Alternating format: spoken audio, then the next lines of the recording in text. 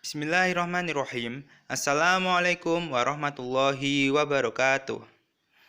Pada kesempatan kali ini, kami akan menjelaskan bagaimana proses meiosis dapat mendukung teori Mendel. Kami beranggotakan 3 orang. Yang pertama saya Muhammad Yayan Ihsanuddin, kemudian Rizky Guspiar, dan Dewi Tiara Pratiwi. Mempelajari ilmu genetika tidak lengkap rasanya apabila kita tidak mengetahui terkait hukum Mendel. Berdasarkan percobaan Mendel yang melakukan persilangan kacang Ersis dengan fenotip berbeda, Mendel menyimpulkan bahwa terdapat suatu faktor yang diturunkan dari suatu generasi ke generasi berikutnya. Bagaimana itu bisa terjadi? Apakah ada hubungannya dengan mekanisme meiosis? Jawabannya yaitu ada. Kesimpulan dari percobaan Mendel dijelaskan pada hukum Mendel pertama, yang berbunyi pembentukan gamet kedua gen induk yang merupakan pasangan alel akan memisah sehingga tiap-tiap gamet menerima satu gen dari induknya. Hal tersebut berkaitan dengan proses meiosis, karena proses meiosis merupakan pembelahan yang akan menghasilkan sel gamet.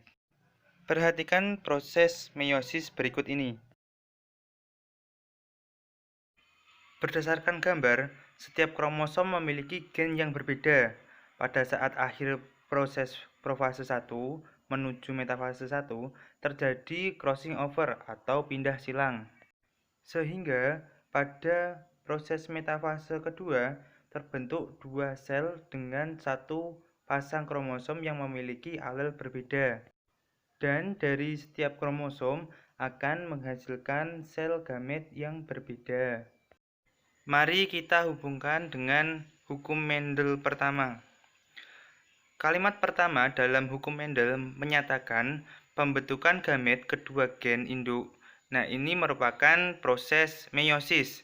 Kemudian terdapat kalimat pasangan alel akan memisah.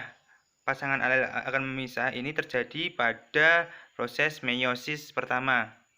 Kalimat selanjutnya, tiap-tiap gamet akan menerima satu gen dari induknya.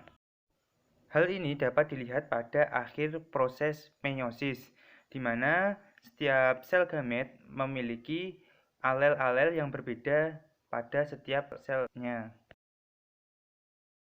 Kemudian, mari kita hubungkan proses meiosis dengan hukum Mendel kedua, yang berbunyi gen-gen yang menentukan sifat berbeda dipindahkan secara bebas satu dengan yang lain. Maka dari itu akan timbul pilihan acak dari keduanya. Perhatikan gambar ini. Setiap kromosom akan berpasangan secara bebas dengan kromosom lain yang memiliki alel berbeda. Hasil sel gamet yang terbentuk bersifat acak. Mari kita hubungkan dengan hukum Mendel kedua. Kalimat pertama dalam hukum Mendel menyatakan gen-gen yang menentukan sifat-sifat berbeda, maksudnya adalah gen-gen dengan sifat yang berbeda. Perhatikan lingkaran berikut ini. Kalimat selanjutnya, dipindahkan secara bebas satu dengan yang lain. Dapat diartikan, misalkan gen A besar akan memisahkan diri dan berpasangan secara acak dengan gen lain.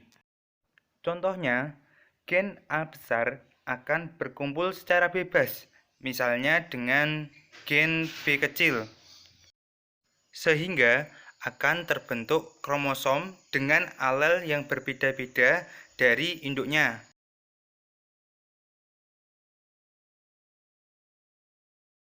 Sel yang dihasilkan bersifat acak dan murni. Hasil dari persilangan ini bergantung dengan pola kromosom yang menyesuaikan diri pada proses metafase. Kesimpulannya, penemuan proses meiosis dapat mendukung adanya teori Mendel yang tertuang dalam hukum Mendel 1 dan hukum Mendel 2. Sekian presentasi dari kami. Kurang lebihnya kami mohon maaf. Wassalamualaikum warahmatullahi wabarakatuh.